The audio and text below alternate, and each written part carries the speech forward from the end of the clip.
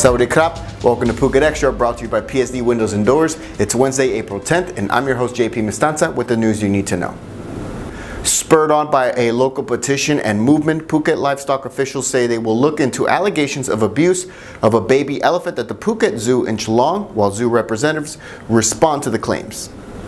The allegations of abuse were posted online by the animal welfare group Moving Animals, saying they documented animals confined at the Phuket Zoo meeting the skeletal baby elephant, who they claim is forced to, quote, rave to music, play musical instruments, and perform tricks for tourists, raising concerns about possible malnourishment and exhaustion.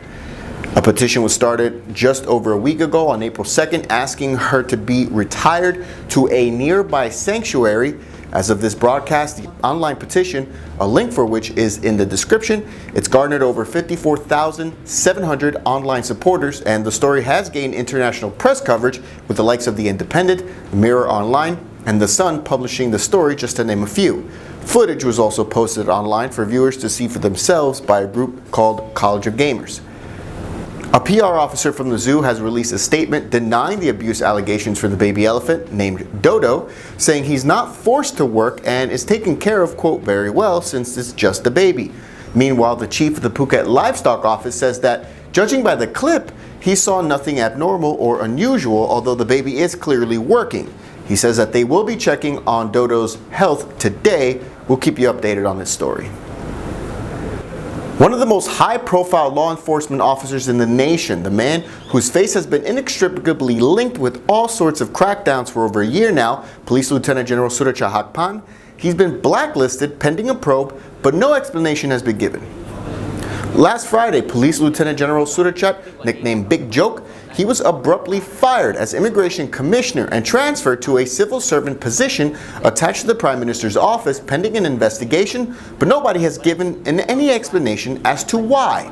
The mystery continues as Big Joke, a rising star in Thailand's law enforcement ranks, was involved in some of the biggest crime investigations in the country in the past year, including the aftermath of the Phoenix tour boat disaster last year, in which 47 Chinese tourists died in the waters off Phuket. 7 months after shooting dead a rival in front of a 9-year-old boy, Songkhla police finally have the man they believe was behind the trigger.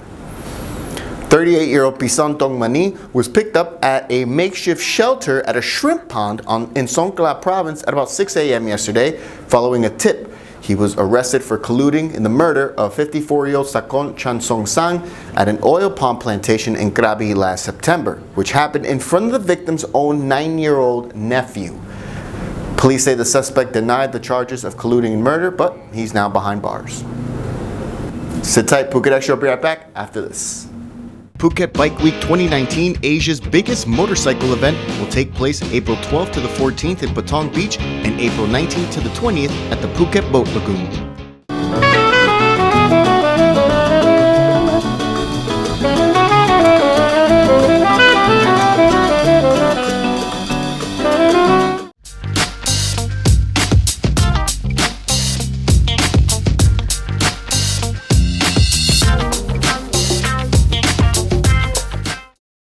Welcome back to Phuket Extra. A van coming back from a religious study tour in Malaysia, it crashed on the busy Pekasem Road in Narathiwat province, and 8 people are now dead. The crash happened early this morning at about 4 a.m. according to local police, who found 8 people dead inside the wreckage of the passenger van, most of whom were teachers from a school in the southern province.